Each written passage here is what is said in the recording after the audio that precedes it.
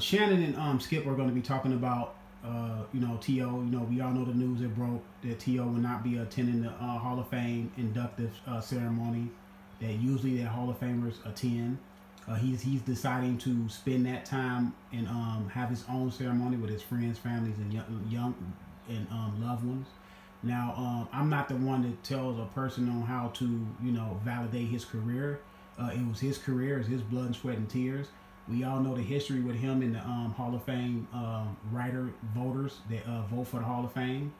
That is the writers. And they kept him out the Hall of Fame. He believed he's been wrong. And from the information that came out, especially of the last 2 years, they were making rules as they go to keep him out the Hall of Fame. Shannon Sharpe has been a proponent on, I guess, talking to some of the Hall of Fame writers and people in the Hall of Fame saying that we need to get T.O. in the Hall of Fame. He deserves to be there. T.O. believes he should have been the first ballot Hall of Famer. Now, there have been some wide receivers that have been first ballot Hall of Famers, like Jerry Rice, I believe Steve Largent, and some other wide receivers. Now, Jerry Rice, to me, he should be a first ballot Hall of Famer. The numbers, he had almost all the numbers of wide receivers, is not all of them. And he's like, he won 4 Super Bowls. Now, Steve Largent was the first ballot Hall of Famer. He has no Super Bowl. Now, Steve Largent does have great numbers, but he does not have a Super Bowl. He's like T.O. T.O. has great numbers, or greater numbers than Steve Largent. And if Steve Largent got in the first ballot, T.O. should have got in the first ballot. I know people say he wasn't a good teammate. And, Skip is the biggest person that yelled to the mountaintops, him and Jason Whitlock, that they wouldn't put T.O. in the Hall of Fame.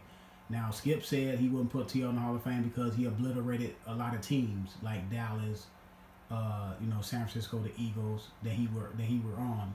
But trust me, it's a lot of people in the Hall of Fame that got bad, been bad teammates and did worse things than T.O. T.O. never been a problem off the field. Yeah, a lot of people, in the Hall of Fame. I like Lawrence Taylor, but Lawrence Taylor had some bad problems off the field too. So, look, my thing is this.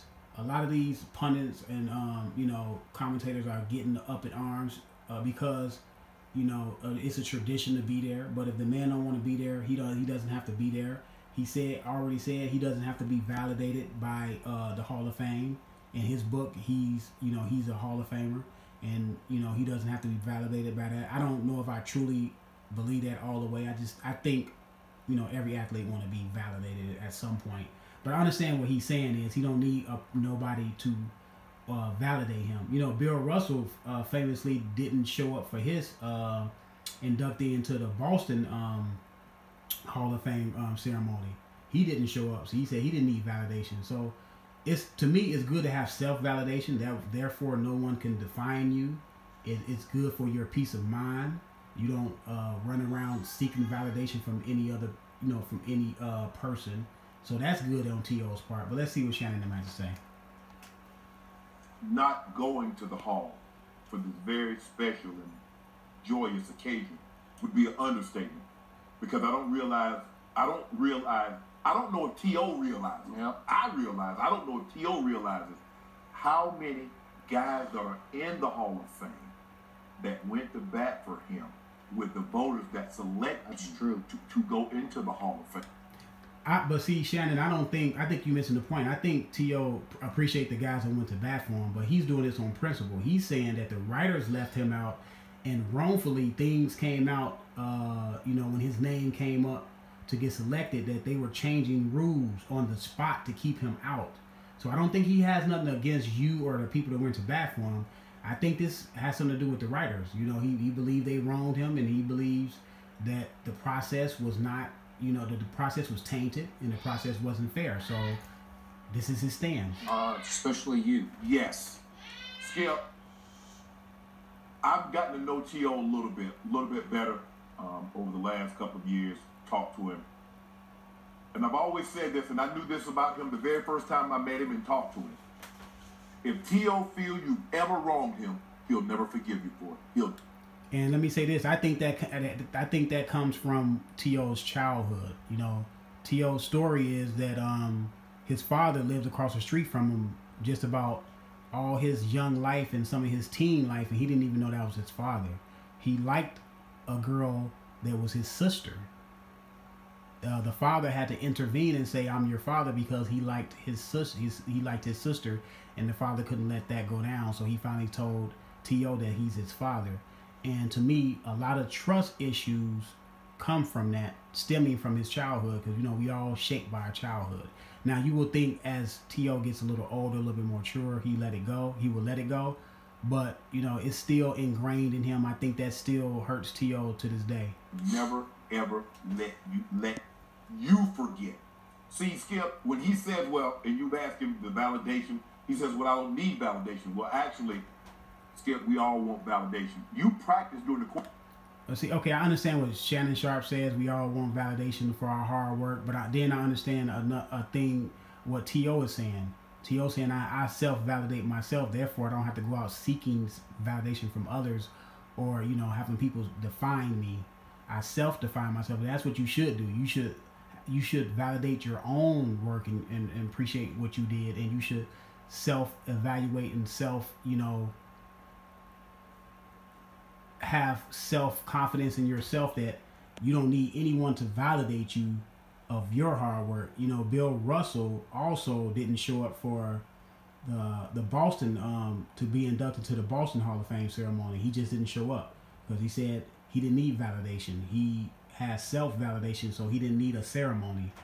So it's good that T.O. has self-validation. Course of the week, we play football, Skip. I practice hard. I watch tape. Yep. My ultimate validation besides winning was getting the ball into the end zone. Yep. I need to be validated that my hard work was paying off. Skip, I get it. You're asking 50 men and women that never played professional sport to give you your ultimate validation if you're a professional athlete. Yep. And that is to go into the Pro Football Hall of Fame. And he's so... Well, see, we all know these writers, they have their own agendas. Like some of these writers, they are writers and they do the right thing, but some of these guys want you to kiss their butt. They want to hold it against you that you don't get them interviews, or you're kind of nasty to them in interviews, or whatever the case may be. But your job as a Hall of Fame voter is to vote somebody on what they do on the field, on their numbers. Because if you put a guy in that has, if T.O. has better numbers than a guy that you put in, he deserves to be in. He doesn't deserve for you to say, well, he wasn't a good teammate, or he didn't give me an interview, or he was nasty to me when I tried to ask him a question.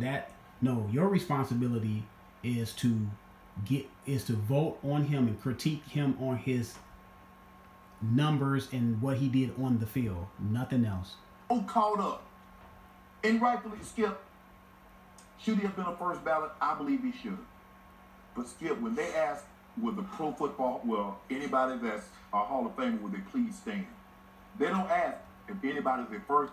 Now, Randy Moss got in first ballot, and him and T.O. numbers in their careers are similar. Both of these guys got gaudy numbers. Both of these guys were the best wide receivers of their generation. They both shared it, and they both went to a Super Bowl. They both ended up losing the Super Bowl. So they have parallel careers, and yet Randy Moss got in on first ballot. See, that's why T.O. is mad. That's why T.O. is upset. Ballot stand. If anybody's the second ballot. Because guess what, Skip? I'm in the same building as Joe Montana, Jerry Rice, Emmitt Smith, and